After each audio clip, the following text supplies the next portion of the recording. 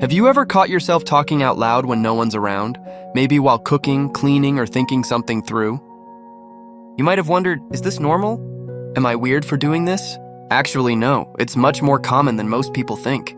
And in many ways, it's a sign of something good. Today, we'll explore what it really means when people talk to themselves and what psychology says about this quiet yet powerful habit. Let's start with this. Everyone talks to themselves, just not always out loud. Our brains are constantly thinking, processing, questioning, and reminding. When that inner dialogue spills into spoken words, that's called external self-talk. It's one of the ways your mind helps you stay organized, focused, or emotionally balanced. So if you often talk to yourself, it doesn't mean something's wrong. It means your brain is active, expressive, and engaged in problem solving. There are a few main reasons this happens. The first is self-guidance. You might say things like, okay, keys, wallet, phone, or first, I'll finish this email, then take a break. This helps you structure your actions, especially when multitasking or managing stress. The second reason is emotional regulation. When we're upset, we might whisper things like, it's okay, or calm down. It's your mind's way of comforting itself, almost like giving yourself emotional first aid.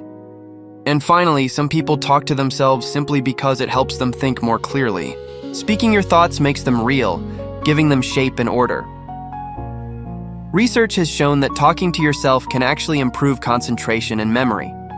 A study found that people who repeated words out loud were better at finding objects or remembering instructions.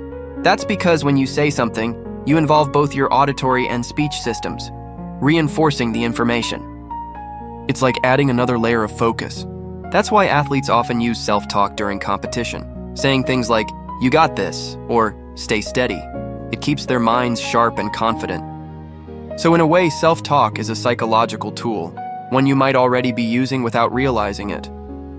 Beyond logic and memory, there's a deeply emotional side to talking to yourself. For some people, it's a way of processing feelings when they don't have anyone to talk to. It's like creating a safe space to reflect, vent, or release tension. Some people even talk to themselves as if they're comforting a friend, using kind words or reassurance. Psychologists call this self-compassionate dialogue, and it can reduce anxiety and boost emotional resilience. You're literally becoming your own source of comfort. Another interesting thing is how often thoughtful people talk to themselves. Writers, scientists, and artists sometimes use self-talk to brainstorm or test ideas aloud. It's part of a process called metacognition, thinking about your own thinking. If you talk through ideas or problems with yourself, it often means you're reflective and analytical. You're not just reacting, you're trying to understand and plan. So instead of seeing it as weird, it might actually mean your mind enjoys exploring thoughts deeply. Of course, not all self-talk is the same. If someone is constantly arguing with themselves or responding to voices that others can't hear, that could be a sign of something more serious, like auditory hallucinations or extreme stress. But for most people, self-talk is completely harmless, even helpful. The key difference is control and awareness. If you know you're talking to yourself and it helps you think or calm down, that's perfectly healthy. So next time you catch yourself speaking out loud, don't feel embarrassed. You're not strange, you're human. You're thinking, processing, feeling, and guiding yourself through the moment.